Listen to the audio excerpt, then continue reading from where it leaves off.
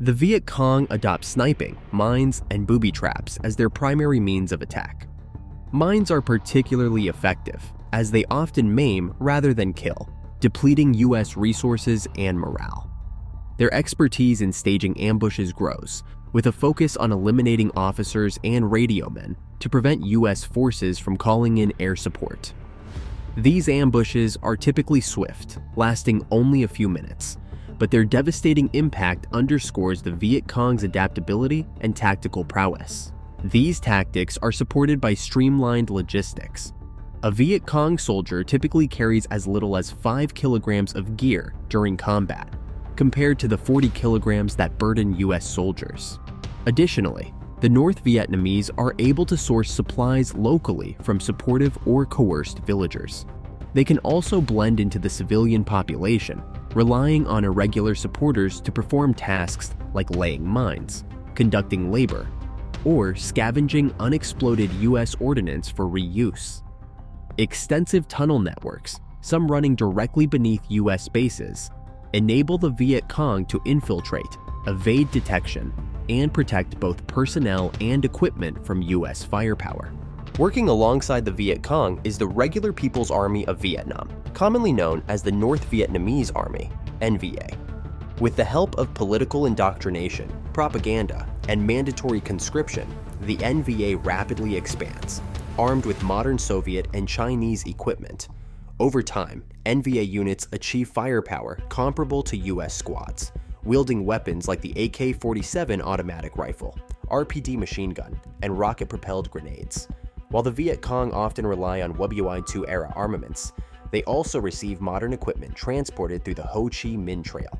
Moreover, Soviet and Chinese allies bolster North Vietnamese defenses against bombing with engineering troops, anti-aircraft systems, and advanced fighter jets like the MiG-21. North Vietnamese ace pilot Lu Huai Chau explains his confidence after his first victory. "Once I had shot down an F-4, I was no longer scared of any type of American aircraft. The psychological factor is very important in any battle. Part of my confidence came from knowing that if I had to bail out, I would be landing in my own country." The North Vietnamese adopt a strategy of engaging only on favorable terms, often neutralizing US technological superiority with patience and surprise. Despite the dominance of helicopters in news coverage, much of the combat in Vietnam remains surprisingly low-tech. Helicopters, though pivotal, are high-value targets, and the Viet Cong quickly become adept at shooting them down or ambushing them during vulnerable moments.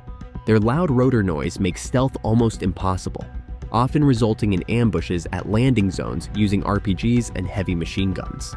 As one combat account describes, when the troops leaped from the lead choppers, the entire tree line erupted with small arms fire. A machine gun opened up from the hillside north of the LZ, pouring lethal fire into the helicopters. The rounds went smashing into the plexiglass cockpits. One bird rolled over like a great wounded bull elephant, the rotor blades still whirring as they chopped into the earth. The US ultimately loses around 5,000 helicopters during the war, about half of them to enemy fire. To mitigate these risks, helicopters often drop troops in more secure zones, forcing soldiers to undertake long, multi-week jungle patrols, dubbed humping the boonies by GIs. In these conditions, the Viet Cong are not the only adversaries. Wildlife, mosquitoes, disease, exhaustion, and dehydration take a toll on American troops. With only about 1% of patrols encountering enemy forces, mines and booby traps become one of the greatest threats, accounting for roughly a quarter of US casualties. A 19-year-old soldier describes the psychological toll. "It's an absurd combination of certainty and uncertainty. The certainty that you're walking in minefields, walking past things day after day. The uncertainty of your every movement, of which way to shift your weight, of where to sit down." When engagements do occur, the Viet Cong almost always initiate the action.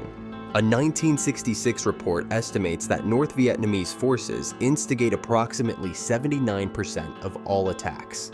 They master predicting the timing of US air support, often retreating before it arrives or engaging so closely that airstrikes risk harming American troops as well.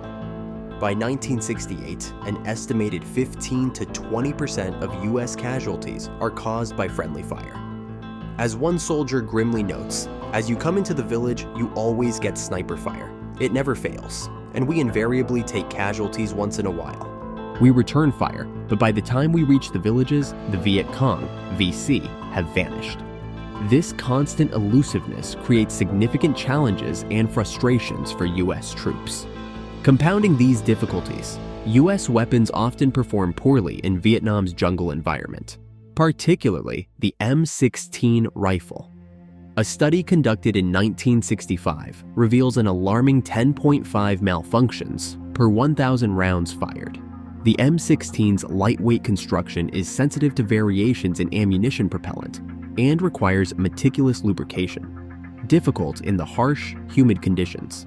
Many soldiers deployed early in the war had no formal training with the M16 before arriving in Vietnam. To address these issues, the Pentagon later introduces modifications, including rust-resistant components and improved training programs. By 1968, the malfunction rate decreased to approximately 3.8 per 1,000 rounds, with serious ejection failures reduced to just 0.32 per 1,000. However, the rifle's initial reputation for unreliability remains, particularly among the Marines. Opinions on the M16 vary widely. When functioning properly, its versatility and firepower boost morale, particularly when mounted on helicopters. Yet detractors argue its reliability declines significantly with wear and tear, and spare parts are often scarce. The rifle's high rate of fire also forces soldiers to carry heavier 7.62 mm ammunition and spare barrels, adding to their physical burdens. For many, these challenges, combined with the stress of combat and the elusive nature of the Viet Cong, lead to a deep sense of frustration, as one soldier recounts. "You go out on patrol maybe 20 times or more, and nothing. Just nothing. Then, the 21st time, zap, zap, zap, you get hit, and Victor Charlie fades into the jungle before you can close with him." The pressures on US troops extend far beyond combat encounters. Approximately 25% of the soldiers are draftees, and their average age is only 19. Unlike in previous wars, most American troops do not deploy to Vietnam as part of cohesive units, but as individuals or in small groups.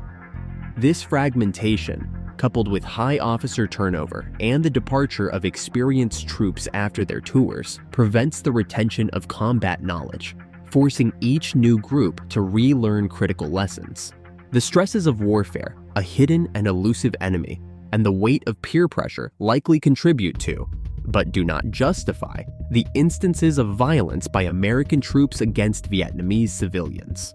Over time, the civilian population endures escalating levels of violence, injuries, and property destruction caused by US, ARVN, and allied forces. Intentional or not, such actions further alienate the local population. In many cases, hostility or indifference from villagers leads US soldiers to suspect they support the Viet Cong. Often, this suspicion proves accurate. Even a South Vietnamese government report estimates that around 5 million of the country's 17 million residents sympathize with or directly support the insurgency. This realization erodes the morale and convictions of many US troops, fostering indifference toward the suffering of the local population. Marine officer Philip Caputo encapsulates this disillusionment. "When we marched into the rice paddies, we carried, along with our packs and rifles, the implicit convictions that we were doing something altogether noble and good. We kept the packs and rifles, the convictions we lost. Acts of retaliation against locals often stem from anger over casualties, as well as frustration at the inability to directly strike back at the VC." Daniel Ellsberg, then working for the State Department, observed this firsthand in 1967 while accompanying a patrol that destroyed a civilian home.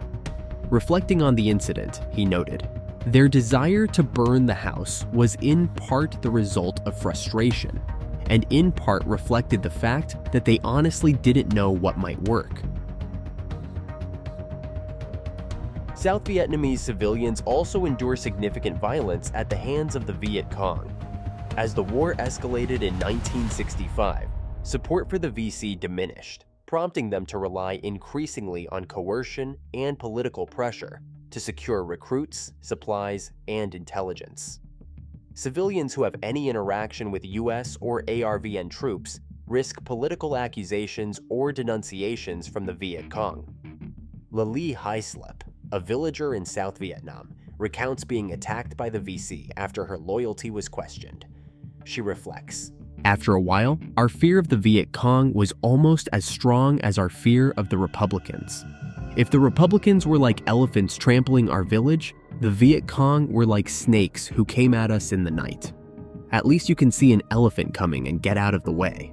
The psychological toll and tactical dynamics on the ground resulted in a stalemate by 1967. When US troops engage the enemy on favorable terms, they inflict significant casualties. However, the grinding nature of the conflict exacts a heavy toll on American forces. Meanwhile, North Vietnam's attritional strategy appears to be more effective. Despite this, Westmoreland remains publicly optimistic. By 1967, US troop levels in Vietnam reached 485,600. The Westmoreland requests even more.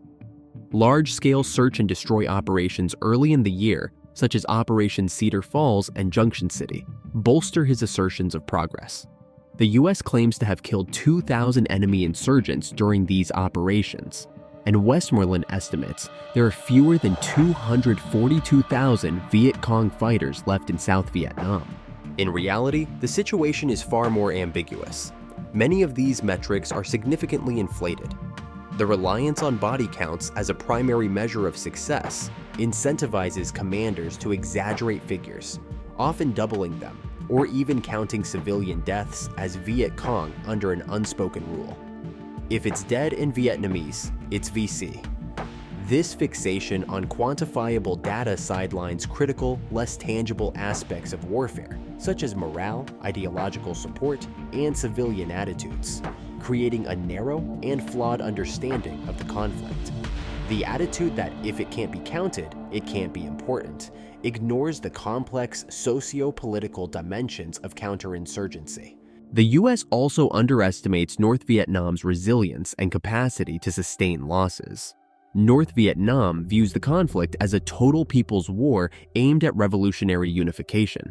The CIA, often critical of the military's statistical methods, estimates there were as many as 600,000 enemy combatants in South Vietnam in 1967, with 200,000 North Vietnamese reaching draft age annually.